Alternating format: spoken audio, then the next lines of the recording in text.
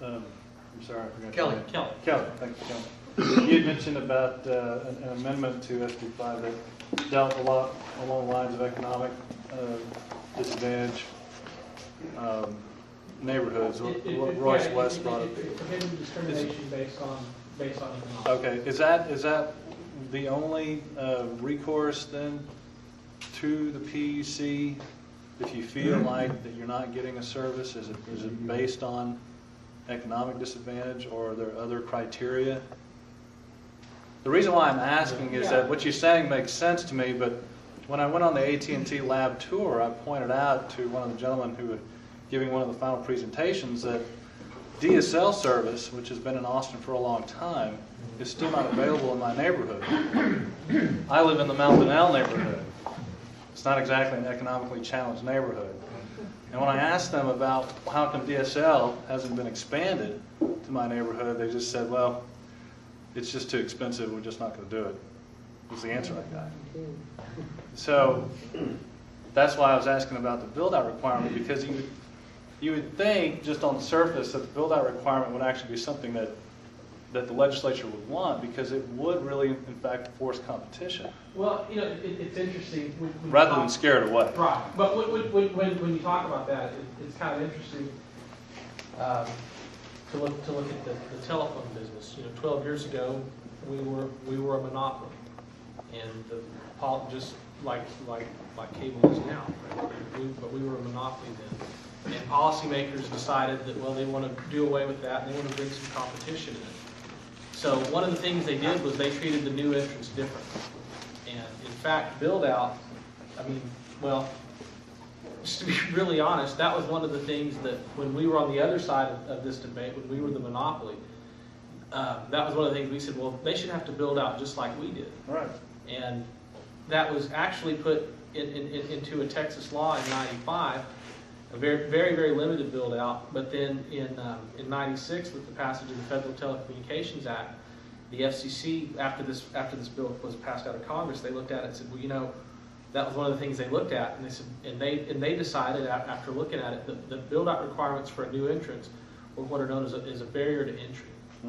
And you know, looking back on it now, you know, again, that was one of the things that we pushed for when we were a monopoly, and we fought, frankly, competition tooth and nail.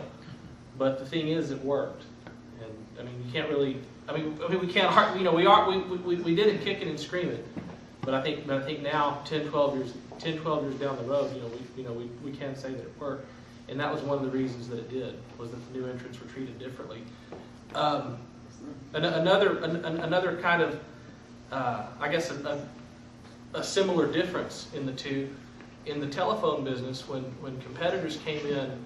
The policies were put in place, and they're still in place, that competitors can use parts of our network, or you know, big parts, small parts, whatever they need, to come in and compete for customers. But there's no similar requirement when we get into the TV business. So I mean I understand what you're saying, but just I would ask you, remember, we're starting. I mean, yes, we are a big company, but we are brand new to the TV business, and we are literally starting from scratch. I think a build-out requirement is one of those things that AT&T would have not had the incentive to invest in Texas with that hanging over us, if you will, versus Illinois or California or Connecticut or Missouri or Kansas. It's just the fact that this piece of legislation had a simple state franchise requirement, had no build-out, is the reason we immediately said, okay, this is going to be one of our major markets, and we're going to do $800 million worth. It may not get to every neighborhood, and there are still places that don't have DSL. Statewide, we have about 80% of our subscribers have access to DSL, and that includes the extreme rural, all averaged in. So there are neighborhoods that don't have it, and the dollars these days are being spent. The budget for DSL deployment is down, because the budget for this Lightspeed and this U-Verse is up. Right. It's just a philosophical issue of are you required by law to provide your service at every street corner, and that's the regulatory monopoly structure that we want to get away with. The new telephone companies didn't have to agree to building out to every neighborhood. We want to get there just because that's in our best And interest. that's the thing, if the new companies that came in to compete with us 12 years ago in the voice business, if they had been required to build out and do everything the same way, do everything that we were required to do, we'd still be a monopoly. I mean, plain and simple. Right. They could have, I mean, And this is a completely separate issue from public access television. Yeah, and sure, no, survival of yeah. public access television, but I just, as a consumer, I can tell you that though I see legislation flying through the legislature about deregulating this industry, I still have only one option, Time Warner, and that's it. So, it kind of, yeah. I'm in your place. We'd like Yeah, more. I mean, I could get Grande if I wanted to. I didn't have cable until 97, 98. I just don't think requiring private companies to build a certain standards works. I mean, it just doesn't work. It's Well, I guess not- we're gonna find out. Yeah, we'll see how it works. Yeah. Not gonna- What else? What was Here. that? On the hub idea, what is the idea behind the hub? So are you gonna be serving just a metropolitan area, or are you gonna do multiple counties? Does it depend on the density? How is that? Yeah, the hub, VHO serves what is called a designated market area, a DMA, which is maybe just our own jargon, but it's like an SMSA, I guess, or maybe have multiple SMSAs. But yeah, the idea is that you would cover a big chunk of population that would include a number of municipalities, even some unincorporated areas could be included in that, although there wouldn't be any revenue stream there wouldn't be a 5% franchise fee, but we could still serve customers who are in unincorporated areas. But I guess the idea, Gary, is we've got programming coming in from a certain number of national head-in kind of locations. Maybe that's not the right term, but points where content is brought together, concentrated, and then it's delivered to a VHO in each large market. And from there it goes out through the existing telephone network, the telecommunications network. The new piece that makes this all possible is the fiber optics that go out farther and farther into neighborhoods. Not to the home, that's the Verizon model, but to a neighborhood distribution. So you think it'd follow the lattice structure, or for example, would Austin be like the hub for multiple counties surrounding Austin? Well, What I'm getting at Yeah. is are we gonna have the ability to have local stuff, become regionalized? Are we gonna be able to have our channels, for example, out in another? right.